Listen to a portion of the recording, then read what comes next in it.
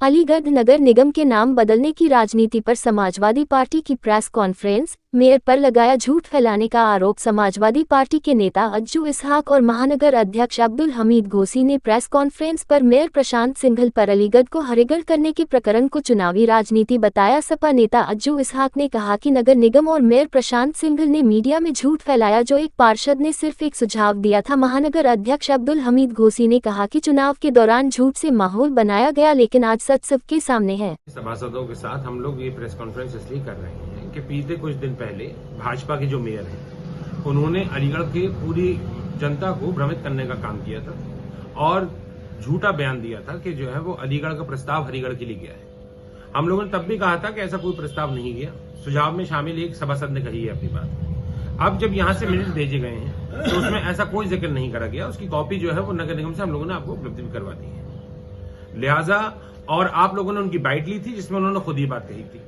आज वो अपनी ही बात को खुद अपनी बात पे यू टर्न ले गए हैं क्योंकि झूठ बोल रहे थे। नगर निगम द्वारा जो लेटर जो पत्र भेजा गया है शासन को, उसमें क्या लिखा है? उसमें यह है कि अलीगढ़ के नाम को बदल के हरिगढ़ करने का सुझाव एक सभासद ने दिया गया है।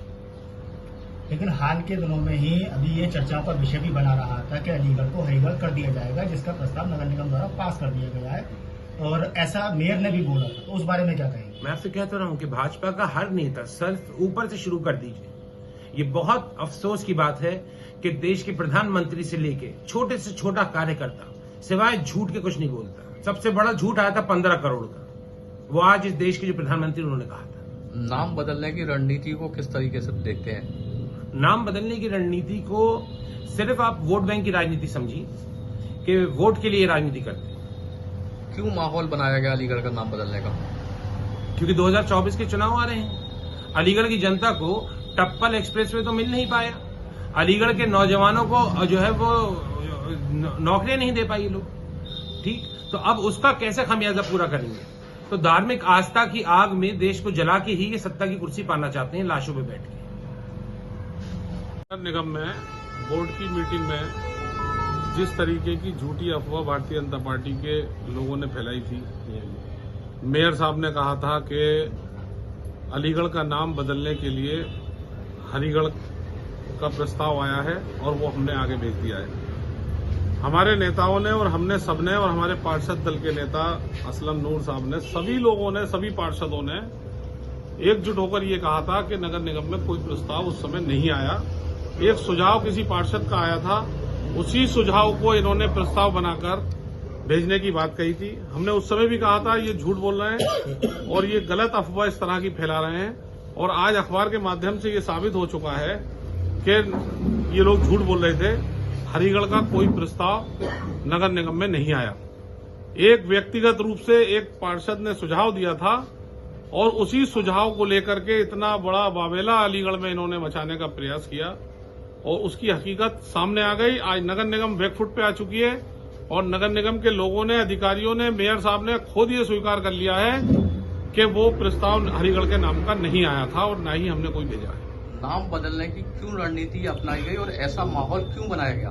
2024 का चुनाव आ रहा है, वोट बैंक की राजनीति है। भारतीय जनता पार्टी इस तरह के वोट बैंक हासिल करने के लिए इस तरह के हथकंडे हमेशा इस्तेमाल करती रही है और उसी का एक ये इनकी साजिश है और कुछ नहीं है।